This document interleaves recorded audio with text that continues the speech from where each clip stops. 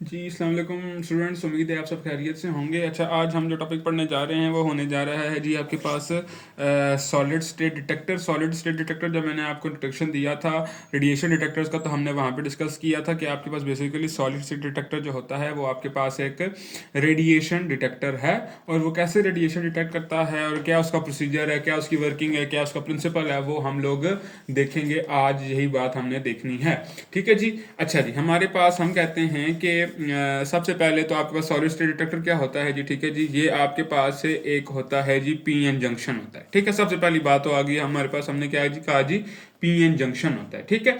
अच्छा, और PN junction ये क्या होता है जी, आपके पास इस तरीके से स्पेशली डिज़ाइन किया जाता है कि वो आपके जो मकसद है वो पूरा करे। ठीक है, और वो मकसद पूरा करने के लिए हमें सबसे पहले तो हमने कहेंगे जी इसको हमें it is operated in reverse biased. ठीक है, ऑपरेटेड इन रिवर्स बाइस्ड आपके पास कंडीशन में इसे रखा जाता है।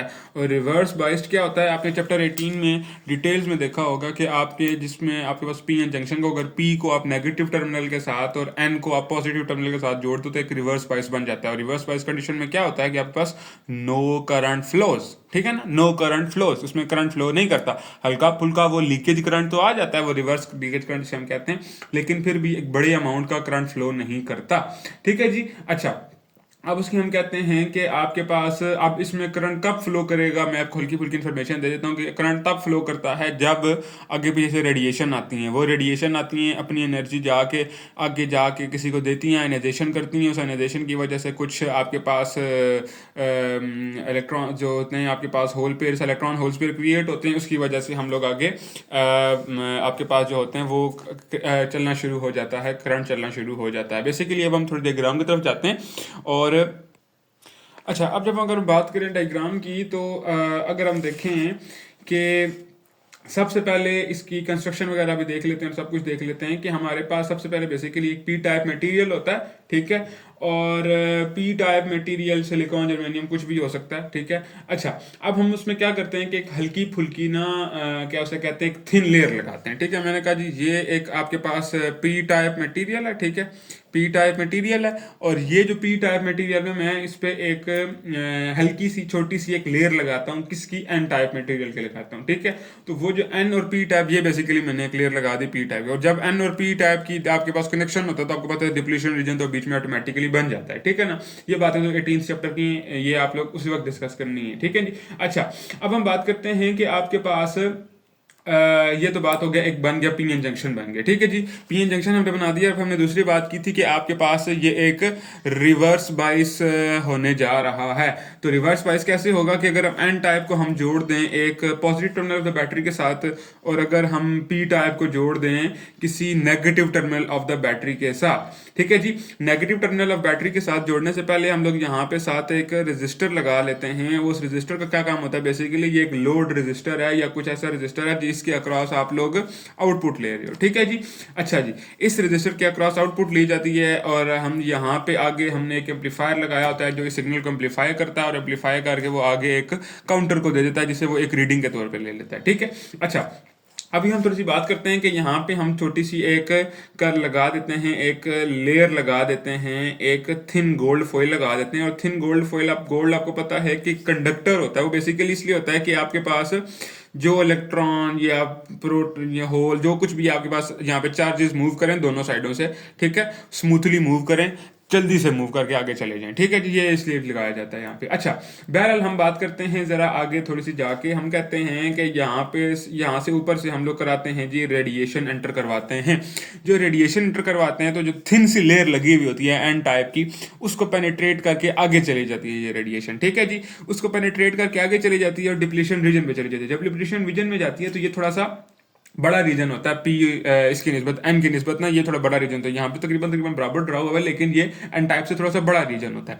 अच्छा, इस रीजन पे जाती है तो आपके पास बेसिकली क्या होता है, यहाँ पे क्या उसे कहते हैं, वो जो जंक्शन बना हुआ होगा उस जंक्शन में कुछ इंटरफेरेंस करती है कि वो आपके पास बेसिकली जो आपके पास होगा एन टाइप या सॉरी आपके पास बना हुआ होगा सिलिकॉन के पेयर्स बने हुए होंगे या फिर जर्मेनियम, जो कुछ भी आप यूज़ कर रहे हो, ठीक है, उस के बॉन्ड्स को तोड़ने की कोशिश करेगी। जो हमने डोपिंग करके बेसिकली एन टाइप या पी टाइप बनाया हुआ होता है ना, उसको तोड़ेगी, ठीक है। जब उसको तोड़ेगी तो आपको जाहिर सी पता है कि जब बॉन्ड्स टूटते हैं तो इलेक्ट्रॉन्स और होल्स आगे पीछे फ्री हो जाते हैं। जब इलेक्ट्रॉन्स और होल्स फ्री हो जाएंगे तो हम कहेंगे इलेक्ट्रॉन और होल्स पेयर्स क्रिएट हो जाएंगे यहाँ पे डिप्लीशन रीजन के अंदर।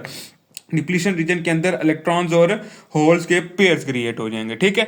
जब इलेक्ट्रॉन्स और होल्स के पेयर्स क्रिएट होंगे आपके डिप्लीशन रीजन के अंदर, तो हम कहेंगे कि वो जो इलेक्ट्रॉन है वो आपके पास जी क्या उसे कहते हैं, मूव करना शुरू कर देंगे आपके पास। वो इलेक्ट्रॉन जो बेसिक इलेक्ट्रॉन होल पेयर्स बनते हैं वो आपके पास हम कहते हैं कि करंट चलने का सबब बन जाता है। पहले तो करंट नहीं चल रहा था क्योंकि रिवर्स बायस होता है, लेकिन बाद में जो एनर्जी बाहर से आई है वो एनर्जी अब्जॉर्ब करके आपके चार्ज पार्टिकल जो होते हैं वो हो जाते हैं, क्या उसे कहते हैं, एक्साइटेड हो जाते हैं, और एक्साइटेड होकर वो आगे पीछे मूव करना शुरू करते हैं। जब वो मूव करते हैं तो आपके पास सर्किट में आपके पास करंट के तौर पे डिटेक्ट करना शुरू हो जाते हुआ यहाँ पे जाके आपके पास डिटेक्शन, करंट की डिटेक्शन आ जाती है और यहाँ पे एक पोटेंशियल सेटअप हो जाता है।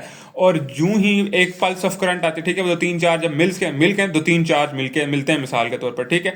वो दो तीन चार्ज मिसाल के तौर पर यहाँ पे आए ना, ठीक है, वो दो तीन चार्ज जो है एक पल्स के तौर पर रिकॉर्ड होंगे, ठीक है। हम कहेंगे एक करंट का पल्स आया, ठीक है। मिसाल 5 या 6 इलेक्ट्रॉन या 10 इलेक्ट्रॉन या 20 इलेक्ट्रॉन है, ठीक है, इकट्ठे चले, ठीक है, यहाँ पे आए, हम कहेंगे जी आपके पास एक पल्स ऑफ इलेक्ट्रॉन आया है। वो जो एक पल्स ऑफ इलेक्ट्रॉन आया ना, यहाँ पे क्या होगा, बेसिकली एक लगा हुआ होता है जी स्केलर काउंटर लगा हुआ होता है, ठीक है। स्केलर काउंटर क्या करता है कि उस एक पल्स ऑफ करंट को ना, जो 20-30 इलेक्ट्रॉन को मिलकर बनी हुई होती है, ठीक है, उसको कहता है कि जी आपके पास अच्छा जी एक रेडिएशन आ गई है, ठीक है जी, एक रेडिएशन आ गई है, ठीक है। ये बता देता है कि एक रेडिएशन आ गई है, ठीक है।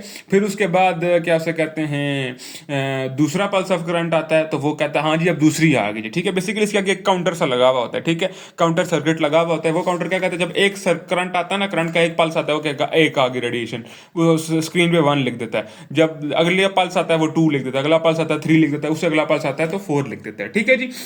अच्छा जी, ये तो आपके पास बेसिकली आपके पास हो गया जी क्या उसे कहते हैं, हम कहते हैं कि ये तो वर्किंग होगी आपके पास किसकी जी, आपके पास इसकी सॉलिड स्टेट डिटेक्टर की जी, ठीक है जी। अच्छा, उसके बाद हम कहते हैं कि ये ना यहाँ पे आपके पास जो ये होता है आपके पास सॉलिड स्टेट डिटेक्टर, ये बहुत ज़्यादा एफिशिएंट होता है, ठीक है, और ये बहुत ज़्यादा पॉकेट साइज वाला होता है, और इसके बहुत बड़े फ़ायदे वगैरह भी होते हैं, ठीक है, बहुत फ़ायदे होते हैं इसके, और जिसकी वजह से ये ज़्यादा प्रेफर किया जाता है, और ये फास्ट भी होता है, ठीक है ना। ये ज़्यादा प्रेफर किया जाता है किस पे जी, आपके पास जो पिछले हमने काउंटर्स पढ़े हैं, ठीक है, उनकी वजह से उनके ऊपर इसे प्रेफर किया जाता है, ठीक है। एडवांटेजेस अब इसके पास क्या क्या हो गए जी, आपके पास सबसे पहले तो आपके पास हम कहते हैं कि ये एक फास्ट काउंटर है, ठीक है, एक तो ये फास्ट काउंटर है, ठीक है। उसके बाद आपके पास दूसरी चीज़ आ जाती है, ये कॉस्ट इफेक्टिव है, ठीक है।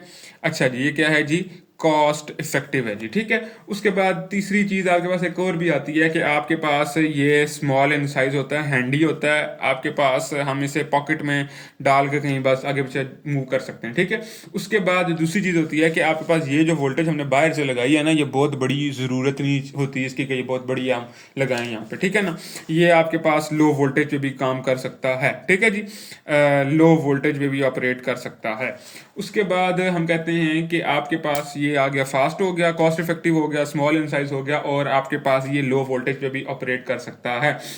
और इसको प्रेफर किया जाता है किस पे, गीगर मुलर काउंटर पे या फिर विल्सन क्लाउड चैम्बर पे। अच्छा, यहाँ पे एक और बात अगर हम नोट कर लें कि आपके पास क्या उसे कहते हैं, जब हमने बात की थी गीगर मुलर काउंटर की भी, ठीक है, तो गीगर मुलर काउंटर की, और उसके बाद जब हमने बात की थी क्या उसे कहते हैं विल्सन क्लाउड चैम्बर की, तो जो आपके पास विल्सन क्लाउड चैम्बर की बेसिकली हम बात कर लेते हैं। पहले विल्सन क्लाउड चैम्बर में अगर आपको याद हो तो हमने उस टॉपिक में पढ़ा था कि आपके पास बेसिकली क्या बन जाएंगे, क्या उसे कहते हैं पाथ सा बन जाएगा, और उस पाथ को हम नोट कर लेंगे तो हम कहेंगे जी आपके पास जी अल्फा है, बीटा है या फिर गैमा है, ठीक है, अल्फा है या बीटा है या गैमा है, ठीक है।